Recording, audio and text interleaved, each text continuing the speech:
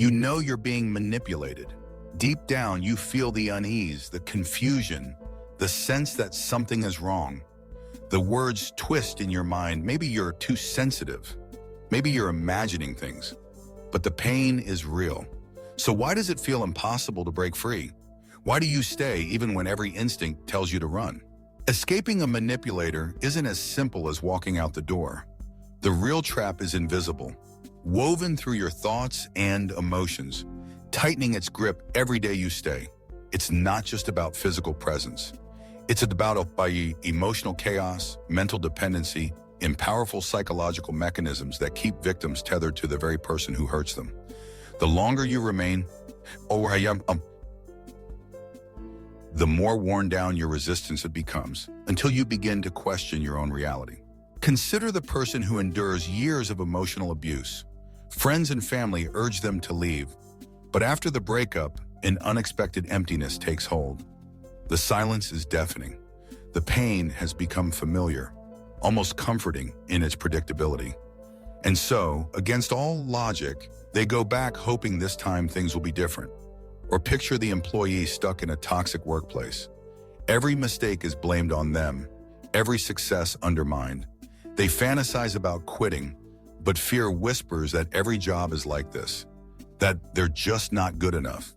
The manipulator, whether a boss or a partner, often plays the helpless victim card, drawing their target back with guilt, pity, or promises of change.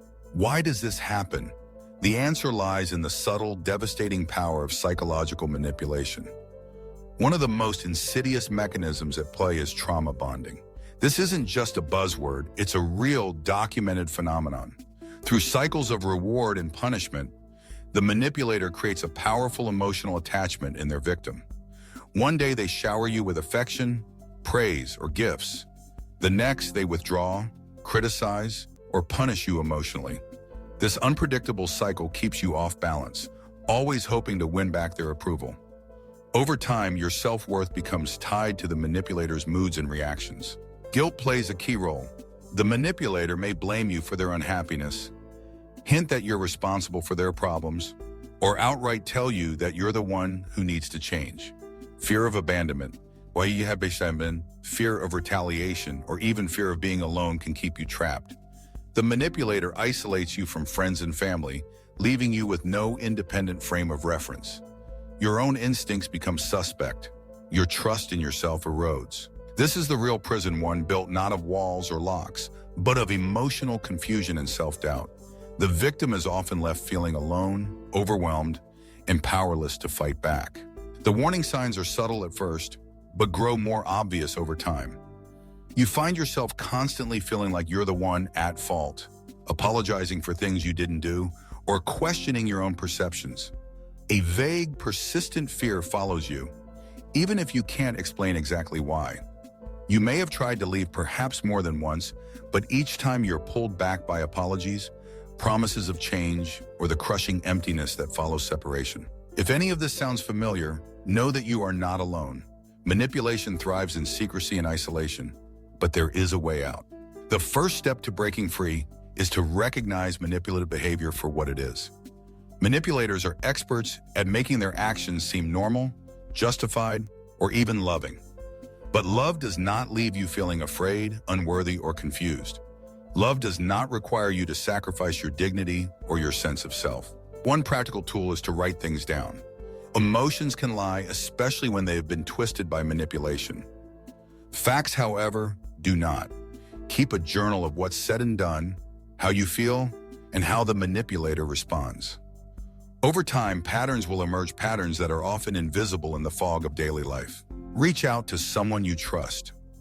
Isolation is the manipulator's greatest weapon. Whether it's a friend, a family member, or a therapist, having an outside perspective can help you see the situation more clearly.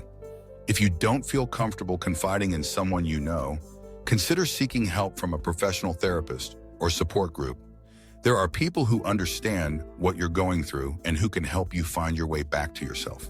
It's natural to want to heal the manipulator, to believe that if you just love them enough, they'll change, but you cannot fix someone who doesn't want to change. Your responsibility is not to save them, but to save yourself. Manipulators rarely admit fault, and they often resist real change. Focusing your energy on them only prolongs your own suffering.